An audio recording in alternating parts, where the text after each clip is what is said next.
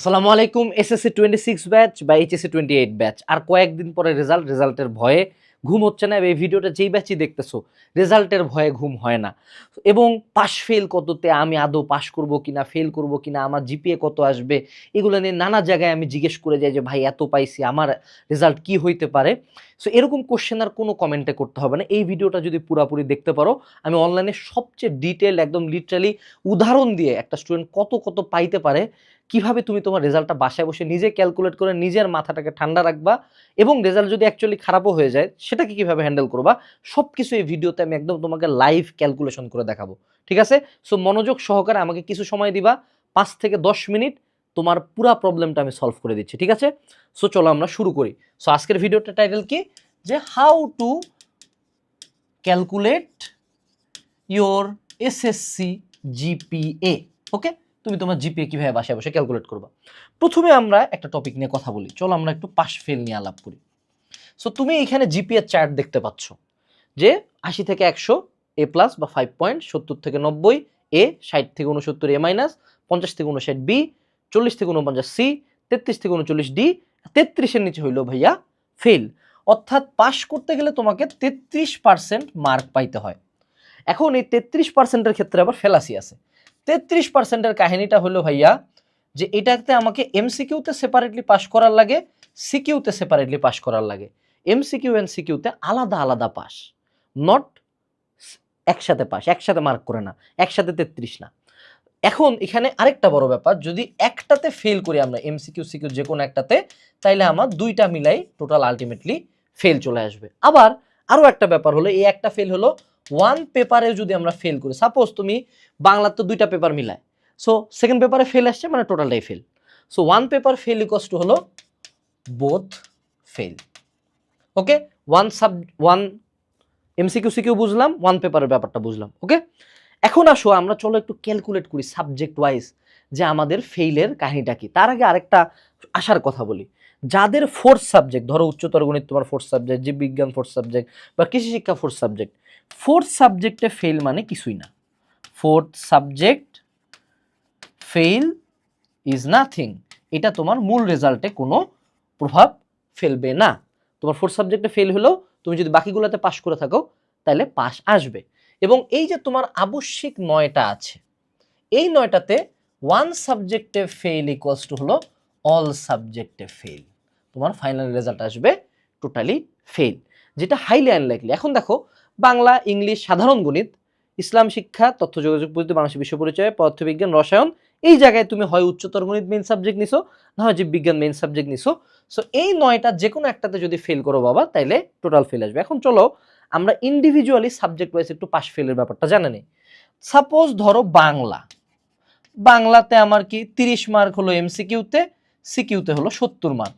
So 30-এর 33%, চলো আমরা হিসাব করি, আমরা একদম মানে লাইভ ক্যালকুলেটর আনি আমরা এখানে হিসাব করব। চলো আমরা আমাদের ক্যালকুলেটরে চলে যাব, ক্যালকুলেটরে চলে যাই, হিস্ট্রিতে যাই। দেখো বাংলাতে আমাদের হইল গিয়া,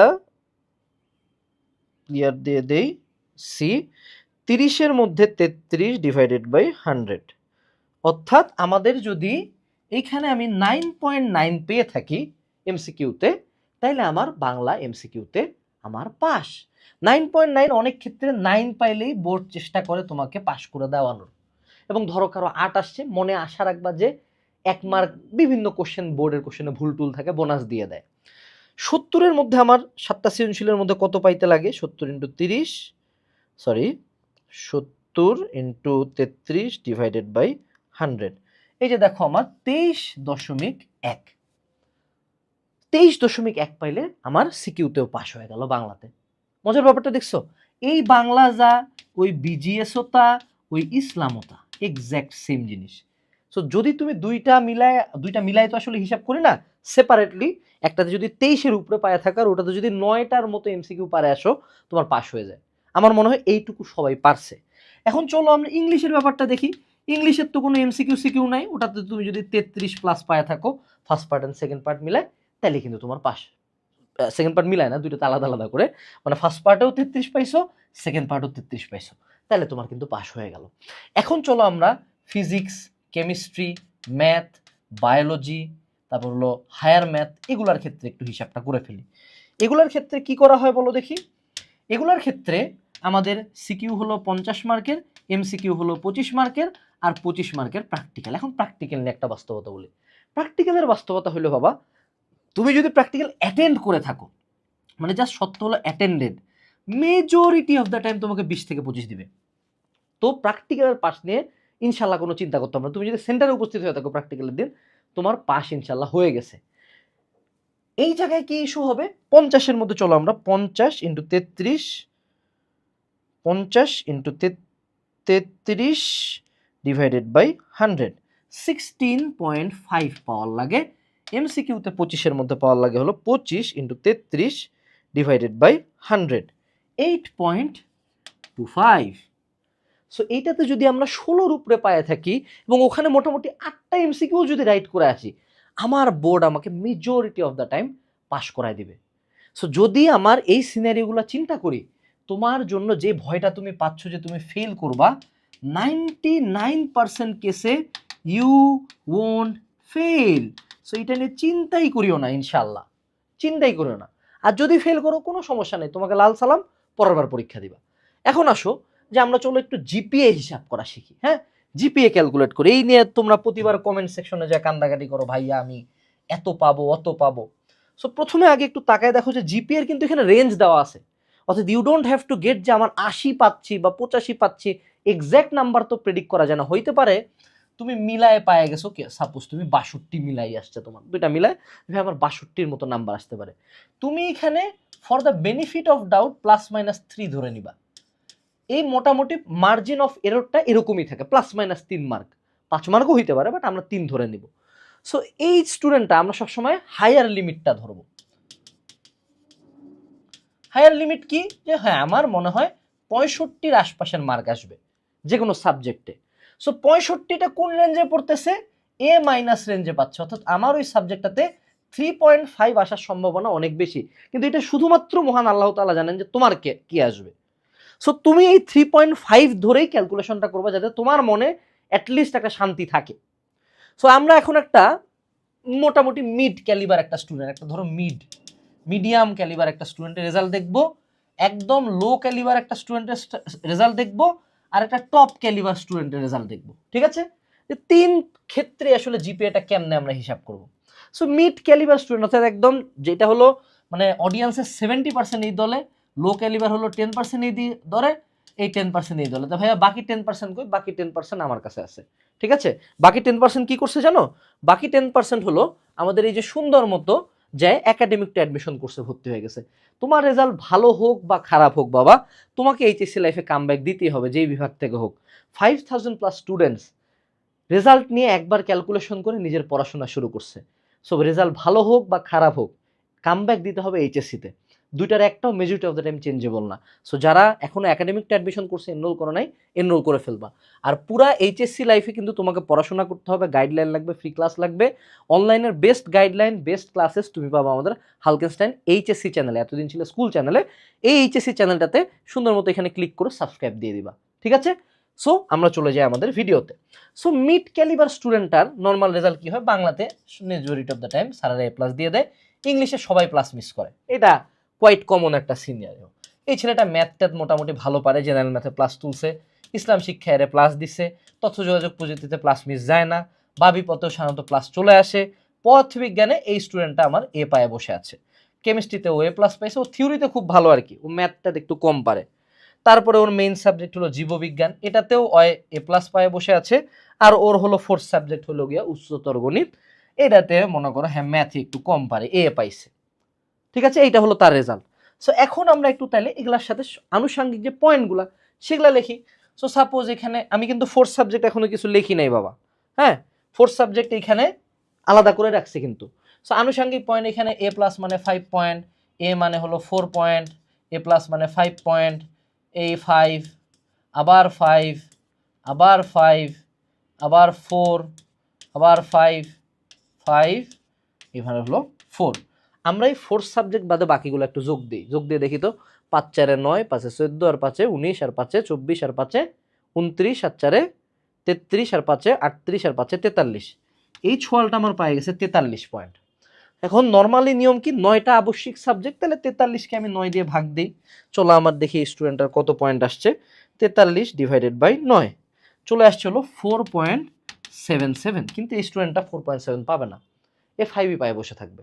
মনে রাখবা বাংলাদেশে গোল্ডেন এ প্লাস নামে কোনো রেজাল্ট নাই। যে গোল্ডেন এ প্লাস নিয়ে লাফাচ্ছে ওই বন্ধুর চেহারাটা খেয়াল রাখবা, এইচএসসি লাইফে হয় 100% ধরাটা খাওয়ার সম্ভাবনা অনেক বেশি। আর যদি কোনো দিন খায় ওকে খুঁজে গালিগালাজ করবা, ঠিক আছে? গোল্ডেন নামে কোনো রেজাল্ট নাই। 5 পয়েন্ট ইজ দ্য পিনাকল, মানে বেস্ট রেজাল্ট ইজ 5 পয়েন্ট। ওকে, এখন আসো 4.777 পাইছে সে, এটাই তো হওয়ার কথা। কিন্তু দেখো আমার এই সোনার ছেলের একটা কিন্তু ফোর্থ সাবজেক্ট আছে। এই ফোর্থ সাবজেক্টটাকে আমি বলি বাবা emergency fund. What is emergency fund? উদাহরণস্বরূপ বুঝাই বলি। সাপোজ তুমি তোমার বাপের সাথে এসএসসির পরে ভালো রেজাল্ট করে আইফোন কিনতে গেছো। তোমার বাপে কইছে যে বাবা আমি তোরে 40,000 টাকা দিব, কিন্তু দোকানে যাই শোনা আইফোনের দাম 45,000 টাকা।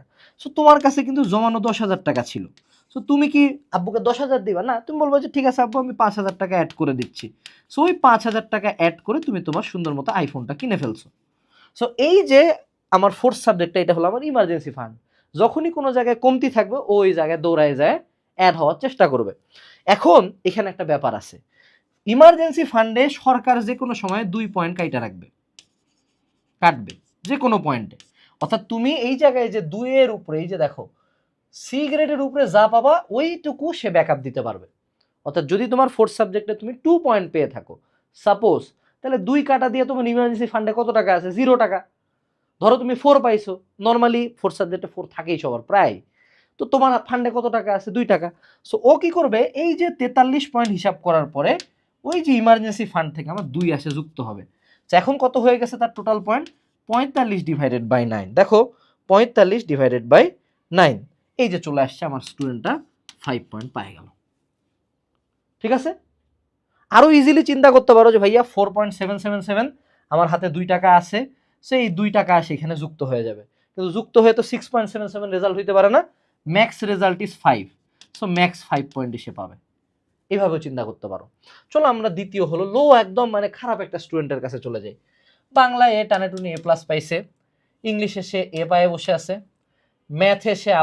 ম্যাথে সে খুব খারাপ, ম্যাথটাও সে এ পাইছে। হ্যাঁ, ধর্মতে সে মোটামুটি এ প্লাস উঠছে, মানে প্রচুর বানায় টানা লেখছে, তথ্য যোগাযোগ পদ্ধতিতে এ প্লাস পাইছে, বিশ্ব পরিচয়ে এ প্লাস ধরা যায়। পদার্থবিজ্ঞানে আসে আমার চান্দুর ছেলে খুব খারাপ করে ফেলছে, ও এখানে বি পায়ে বসে আছে। তারপরে হইল গিয়ে আমার কেমিস্ট্রিতে ও এ পাইছে, তারপরে ও মেইন সাবজেক্ট নিয়েছিল বায়োলজি, এটাতে টানে টুনে তার এ আসছে। আর তার ফোর্থ সাবজেক্ট ছিল হলো গিয়া আমাদের উচ্চতর গণিত, এইটাতে সে টানে টুনে মনে করো কোনো মতন এ মাইনাস পায়ে বসে আছে। সো চলো আমরা একটা লো ক্যালিবার একদম মানে কোনো মতন ভাইয়া টিটিপি পাবলিকের রেজাল্টটা একটু হিসাব করি। চলো, এইখানে 5 পাইছে, 4 4 5 5 5, বি মানে কত দেখো দেখি 3, এ মানে কত দেখি 4 4, এ মাইনাস মানে কত বলো দেখি 3.5, তাই না? সো চলো আমরা যোগ দিই। 5 4 9, 9 4 13, 13 5 18, আর 5 23, 5 28, আর 3 31, আর 4 35, আর 4 39, আর 3.5, তার মানে 42.5 আসছে স্টুডেন্টের, 42.5। এখন এই যে দেখো আমরা লাস্টে একটা 3.5 যোগ দিছি, এটা কি যোগ দেওয়া যাবে? না, এটা তো আমার ফোর্থ সাবজেক্ট। তাহলে আমার এখানে স্টুডেন্টের রেজাল্ট কত? 39.39, ঠিক আছে? 39 পর্যন্ত আসছে। সো আমি এখানে 9 দিয়ে ভাগ দিব, কত আসে আমার? 39 ডিভাইডেড বাই 9। স্টুডেন্টের আসার কথা ছিল 4.333। এখন এখানে আমাদের ইস্যু কোন জায়গায়? ইস্যু হইল যে আমার তো ব্যাকগ্রাউন্ডে 3.5 আছে, 3.5 আছে, তাহলে এখান থেকে আমি 2 মাইনাস দিব, -2 দিলে আমার ইমার্জেন্সি ফান্ডে কত আছে? 1.5। সো 39 প্লাস 1.5 হবে আমার ডিভাইডেড বাই 9, আমি দিয়ে দিব। সো ডিভাইডেড বাই 9 দিলে কত হয়? তাহলে আমার এখানে আসে 40.5 ডিভাইডেড বাই 9। সো এই স্টুডেন্টের রেজাল্ট চলে আসবে আমাদের 4.5। That is also a very good result. মানে এনিথিং বেট মোর দেন 4 পয়েন্ট, আমি বলবো যে কোনো মানুষ বাবা আলহামদুলিল্লাহ পড়বা। প্রচুর মানুষজন ফেল করবে, সো ওই হিসাবে 4.5 ইজ ভেরি গুড। আর আমার টপ রেজাল্ট ভাই, টপ মানে কি, ও সবগুলোতে এ প্লাস। সো হে হালার পোলায় হলো যে ওই যে পাশের বাসার আন্টির ছেলে, গোল্ডেন। তো সবগুলাতে যোগ দিয়ে কি হয়, 5 নং 45 ডিভাইডেড বাই 9, হ্যাঁ পাইছে আমাকে 5 পয়েন্ট। হ্যাঁ 4 সাবজেক্টের পয়েন্টটা কাজেও লাগে নাই। তো এই তো রেজাল্ট বের করে শিখে গেছি আমরা। তো এখন তুমি সুন্দর মতো বাসায় বসে নিজের রেজাল্ট ক্যালকুলেট করবা। রেজাল্ট যেটাই আসুক, এখন আমি তোমাকে কিছু কামের কথা বলি, শুনো। তোমার রেজাল্ট যদি 4 থেকে 5 এর মধ্যে আসে এবং তারপরে যদি তুমি মরা কান্না করো বাবা, তাহলে that's is up to you, তুমি কানতে পারো, কোনো সমস্যা নাই। কিন্তু 4 to 5 ইজ ভেরি গুড।